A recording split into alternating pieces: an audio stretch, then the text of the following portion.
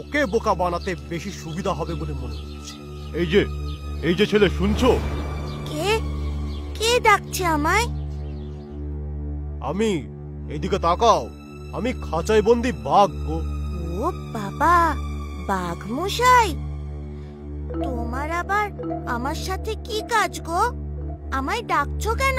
বলছি, তুমি কি মিষ্টি সাদাসিধে একটা ছেলে, আমায় তোমার সাথে একটু খেলতে ইচ্ছে করছে গো।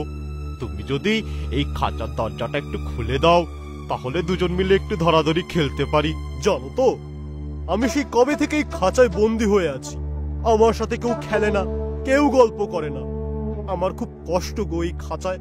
তুমি যদি আমায় এখান থেকে একটু মুক্ত করে দিতে। আহা গো, তোমার কি কষ্ট। দাঁড়াও দাঁড়াও, আমি এক্ষুনি তোমার খাঁচা খুলে দিচ্ছি।